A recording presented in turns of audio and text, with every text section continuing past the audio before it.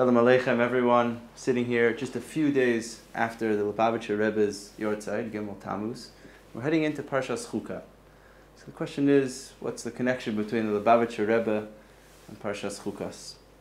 When we think of the Rebbe, one of the first words that comes to mind is the word leadership. The Rebbe exemplified what it meant to be a leader of Am Yisrael and offers us a bunch of different ways and different models to think about our own leadership in our own ways. We know that in the Midbar, Am Yisrael actually didn't have one leader, they had three leaders. They had Moshe Rabbeinu. B'schus Moshe, Chazal say the man came down as a mashal for Torah, everybody according to their own level. But there was also Aaron and Miriam, Moshe's siblings. Aaron HaKohen, B'schus Aaron HaKohen, Am Yisrael merited to also receive the Ananei HaKavod, and the Ananei HaKavod protected every single person in their equal way, provided the protection for Am Yisrael in the camp. And Miriam, b'schus Miriam, Am Yisrael got the be'er, and they had plenty of water throughout their stay and their travels in the Midbar. So the question is, Rachmana litzlan, in Parshas Chukas, both Aaron and Miriam pass away. What's Am Yisrael going to do? They're provided for so beautifully by this beautiful family, Moshe Rabbeinu, Aaron HaKohen, and Miriam.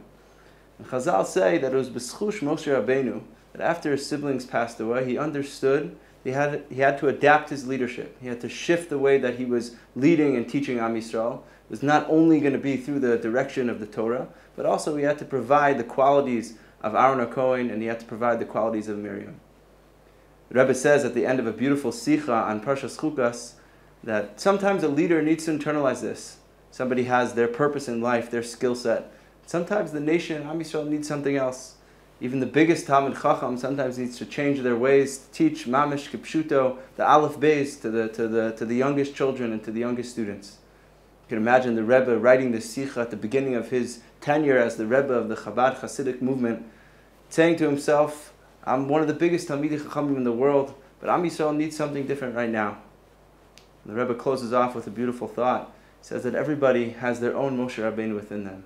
Moshe Rabbeinu understood he had to shift, he had to adapt his leadership and his skill set to give the nation what they needed.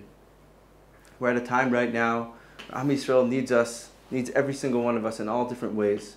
We should all have the beautiful schus to internalize the message of Moshe Rabbeinu, the message of the Rebbe, to have an emunah in ourselves that we could broaden what our leadership might look like. We might have certain skill sets where we can provide what we can, and maybe the Am Yisrael needs something else, maybe the nation needs something else, and maybe we could think to ourselves, in what way can we think in new creative directions for providing leadership for Am Yisrael? And Mirz Hashem, with b'schus Moshe Rabbeinu, b'schus the Rebbe, we should be able to achieve new heights and have a beautiful, beautiful Shabbos. I want to wish everyone, again, a beautiful Shabbos and a beautiful, beautiful summer and continued Zman Kites.